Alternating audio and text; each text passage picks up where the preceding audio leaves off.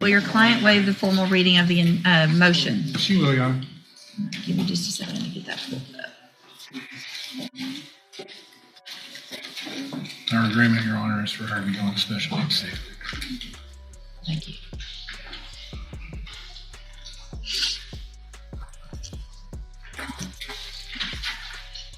Sorry, it's taking a minute for my computer to get pulled up here. Okay, so Ms. Williford, in cause number 24, DCCR 1720, I have a motion to revoke your unadjudicated probation. It shows that you were placed on probation December 3rd of 2024 for the second-degree felony offense of aggravated assault with a deadly weapon, and that was a 5-year deferred probation. Is that correct? It alleges that you violated your probation. Count 1 alleges that we've agreed to go counts 3, 4, 7, and 8. Thank you. 3, 4, 7, 8. Count 3 alleges that you provided a urine sample August 14th of 2025 that tested positive for tetrahydrocannabinol. Is that true or not true? Yes. True or not true? Count 4 alleges that you provided a urine sample September 18th of 2025 that also tested positive for tetrahydrocannabinol. Is that true or not true?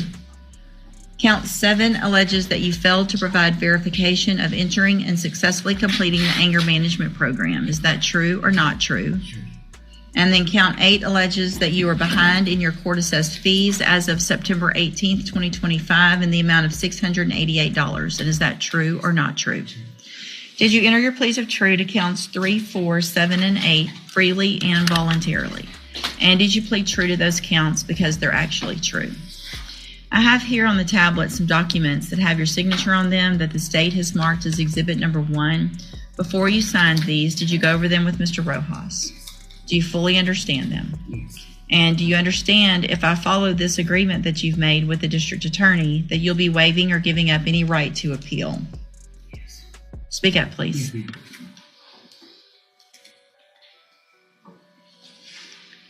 And it looks like the agreement that you've reached is to remain on probation, but enter and successfully complete the special needs SAFE program. Is that your understanding? Yes, ma'am. And we've got probation here with us today. And is that the recommendation from probation as well? Yes, ma'am. Okay. I am inclined, if I follow this agreement, to extend the probation by some amount of time, just based on the allegations and the time that'll be spent there. So I want to make sure there's plenty of time after that she has still on probation. State Tenors number 1. No objection. It's admitted. Is there any evidence that Ms. Williford is not competent? There you go. All right, ma'am, I'm going to find that you entered your pleas of true to counts 3, 4, 7, and 8 freely and voluntarily. Find sufficient evidence to find you guilty and revoke your probation, but I'm not going to do that today. Looks like there's some, everybody's willing to work with you, but I want to make sure you understand that we're going to send you to the special needs safety program as a condition of your probation. I'm going to extend your probation by 1 year, and this is going to be, hopefully, listen carefully to what I'm saying, okay? Because this is the second chance you're being given, and there will not be a third. So you need to take advantage of every opportunity that is being given to you. You're going to get help with drug abuse. You're going to get help with mental health, with everything you need to be successful when you get out of safety. If at that point you don't follow through and do what you're supposed to do, you're going to be back in here and you're going to be looking at going to prison for up to 20 years. You understand? You okay? Are you okay? You're getting white. She's getting white. I had a statement prepared for you, explaining the real reason I was doing marijuana at the time is because of my cancer, my pain management needs. And I will promise you on Jesus' happy golden good soul that I will never touch this shit again if you let me go home. Are you seriously going to stand here and talk like that? No, ma'am. I didn't mean to. I'm terrified. I'm so sorry, ma'am. I just didn't realize how much trouble I'll get into. You're on probation for second-degree felony and aggravated assault with a deadly weapon. Yes, ma'am. I realized that. I was trying to There's all kinds of other ways to deal with issues. And there's definitely more respectful ways to speak to the person who could put you in prison for up to 20 years. I don't have to go along with this plea agreement right now.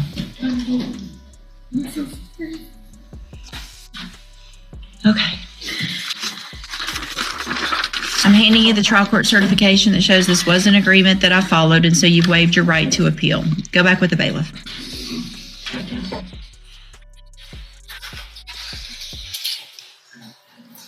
State jail later. All right, sir, you're John Jones? Yes, ma'am. Give me just a second. Let me get your everything pulled up here.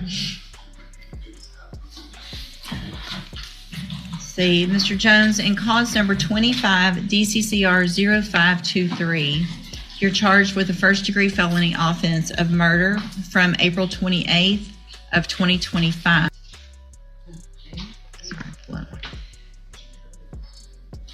And what that means, sir, is that if you go to trial and you're found guilty in that offense, the range of punishment would be between 5 years and up to 99 years or life in prison. Do you understand the range of punishment? Yes, ma'am. And then in cause number 24, DCCR 2431, you're charged with the state jail felony offense of unauthorized use of a vehicle from October 15th of 2024. What that means in that case is that if you go to trial and you're found guilty, the range of punishment is between 6 months and up to 2 years in the state jail prison. Do you understand? Yes, ma'am. And then in cause number 25, DCCR 1352, you're charged with a first-degree felony offense of aggravated robbery from September 18th of 2024. What that means in that case is if you go to trial and you're found guilty, the range of punishment is a minimum 5 years up to 99 years or life in prison. Do you understand? Yes, ma'am. And then finally, in clause number 25 DCCR 1353, you're charged with the second-degree felony offense of robbery from September 18th of 2024. And in that case, what that means is if you go to trial and you're found guilty, the range of punishment is between 2 years and up to 20 years. Do you understand? Yes, ma'am. And then I have here on the tablet in those cases some plea bargain rejections that you've signed with Mr. Wilkerson. They show that the district attorney's office has made an offer if you wanted to enter pleas of guilty for a 35-year term in the murder case to run concurrently with a 35-year term in the aggravated robbery case with a dismissal in the robbery as well as the state jail felony unauthorized use. Is that correct? Yes, ma'am. Do you understand what their offer is? Yes, ma'am. And have you gone over it with Mr. Wilkerson? Yes, ma'am. And do you want to reject that offer and have all 4 of your cases set for trial? Yes, ma'am. All right. Is there any reason to expect that those offers would change any evidence that you're waiting on that you guys haven't received or gone over? No, Your Honor, not at all. In fact, the state will likely be filing a motion to accumulate the sentences to the extent that we can. I think 3 of them would come out of one occurrence, and then there's one from a separate occurrence. You've actually got 3 different dates. So you've got ag robbery and robbery from September of 2024. You've got an unauthorized use from October of 2024, and then the murders from April of 2025. To the extent we can accumulate all of those, Judge, we will seek to do so. So I want to make sure you understand, Mr. Jones, that if you are found guilty in more than one of these offenses by a jury, the state can file requests that I stack or run cumulative, which means stack on top of each other any punishment that you receive. Do you understand that as well? Yes, ma'am. And that after today, I will not accept this agreement for a 35-year term. If you change your mind later, you can enter a plea open to the court. You can enter a plea to something different, but it's not going to be 35 years. Do you understand? Yes. All right. And do you want to have all of your cases set for trial? Yes, ma'am. I got a question though. Yes, sir. It's my offer 35, right? Like, that's what the DA is offering, right? Uh-huh. My co-defendant admitted to it, but he got a 30-year off. Here's the thing. Your offer is what your offer is. He may or may not have had the robberies before he would. Listen, I don't know. I know the offer is what the offer is. All right? So either you take the offer or you go to trial and let a jury decide. I'm not involved in negotiations. I'm not going to tell the district attorney's office what to do. That's not my job. But you don't get to, everybody has different issues. At this stage, it's important to remember that this hearing isn't about determining guilt or innocence. The defense is focused on one issue, whether the current bond amount is reasonable when a bond reaches 7 figures. The court has to weigh public safety, the seriousness of the allegation, and the defendant's ability to secure release while awaiting trial. In their cases that they feel important and why they would make different offers for different co-defendants. All right? So you're not going to have a different offer, and that's what I want to make sure you understand. Even though there was something different for your co-defendant, the district attorney's office has said, this is it, this is your offer. Do you understand? Yes, ma'am. Okay, and you want to reject it and go to trial? Yes, ma'am. Okay, we'll get it set for trial, and Mr. Wilkerson will begin preparation. You can go back with the bailiff. All right, sir, you are Elazar Stansberry. And Mr. Stansberry has been charged with the offense. Case has been filed and not indicted yet. Mr. Burbank was appointed to represent Mr. Stansberry. Ms. Holmes has joined in just with regard to filing an application for writ of habeas corpus seeking a bail reduction. And so we set it for this hearing. Mr. Stansberry's bond is currently set at $1.5 million. And Ms. Holmes, you may proceed. Thank you, Your Honor. Your Honor, I guess for in regards to the case, we have limited information. All we have at this point is a PC affidavit, which is kind of generalized. I have met with Mr. Stansberry in regards to the allegation, and we do believe once we provide a packet, possibly once this case reaches the district attorney's office for the grand jury to review, then there may or may not be an indictment. We don't know at this point. Mr. Stansberry has been in custody since November 7th. I did meet with the intake division on yesterday. They do not have the case received at the district attorney's office at this point. It is still with the police department. And so we do not have a timeline on when this case may possibly come to the district attorney's office. Your Honor, Mr. Stansberry, with the current bond amount, we do believe that it is excessive in looking at the other individuals who are currently incarcerated. Mr. Stansberry has the highest bond at the jail, him and one other inmate. And looking at other individuals at the jail, especially those who have murder charges that are not indicted at this point, their bonds currently range from $250,000 to $350,000, and I do have those names if the court needs those. Your Honor, we are asking that in light of this, that Mr. Stansberry bond be reduced to a reasonable amount. He does have family here who will make sure that they secure his presence. Just briefly, although we don't have all the information, I can say from what I do know that in regards to this particular case, Mr. Stansberry did not flee. He's actually the one who called 911 after this occurred.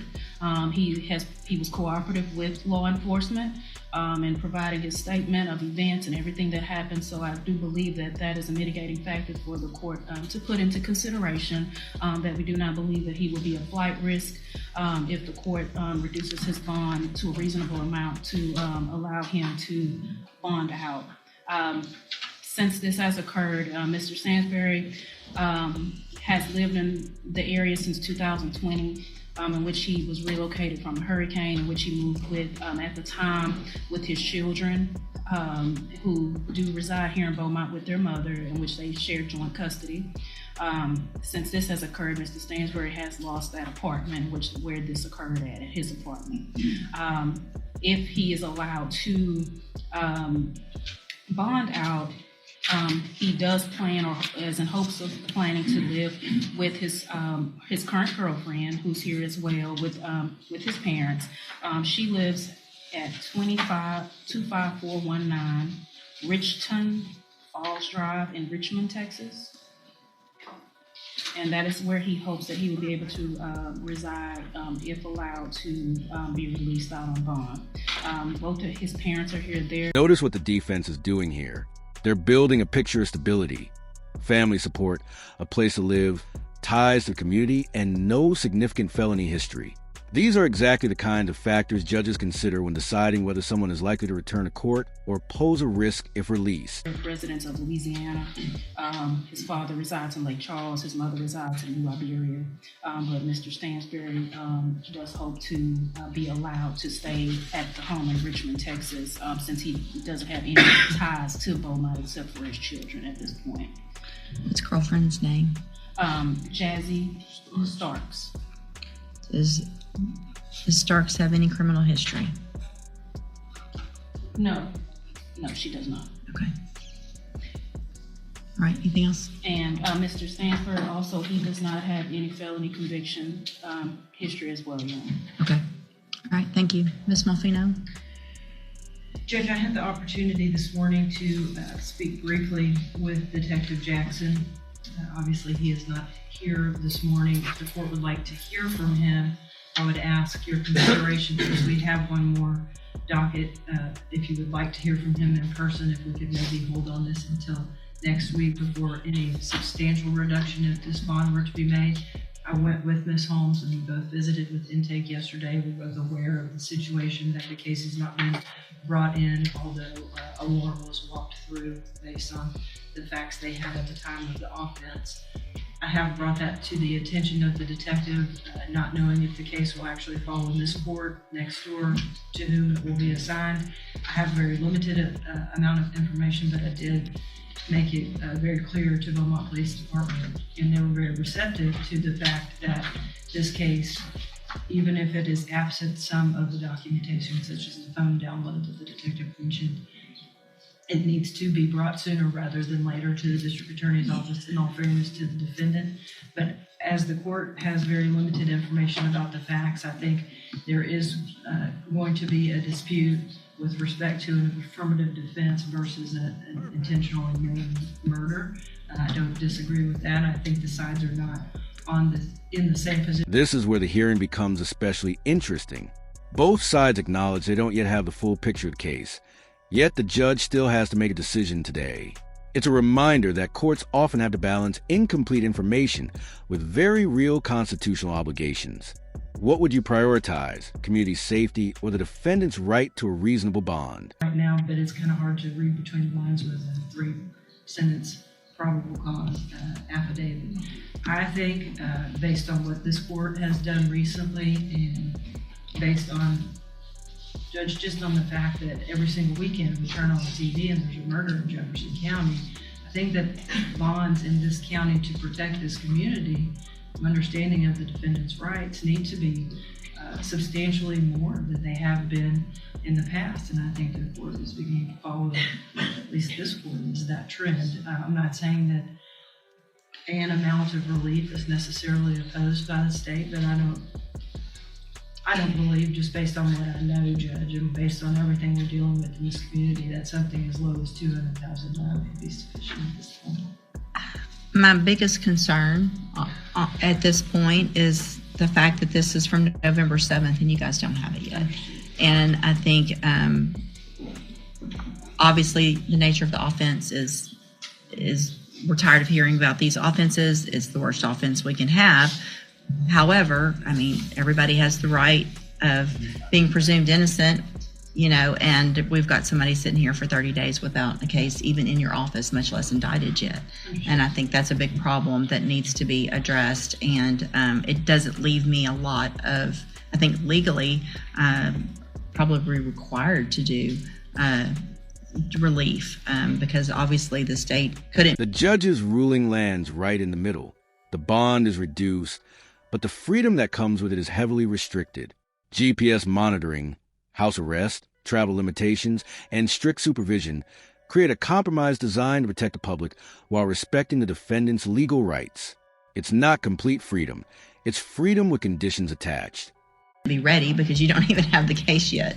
And so that puts you guys in a bad position as well. Ms. Malfino, I think the facts are somewhat important and I wouldn't mind hearing from Officer Jackson, however, or Detective Jackson. I just don't think that at this point, based on the time frame, that I can not give relief. Obviously, I think that the lack of criminal history is important. So that goes into this, because if we've got any type of criminal history, we'd be looking at something a whole lot different. I don't disagree with Ms. Malfino about what's going on in Jefferson County, but I also have to individualize each case. So that being said, I'm going to grant the relief. I am going to reduce the bond in this case to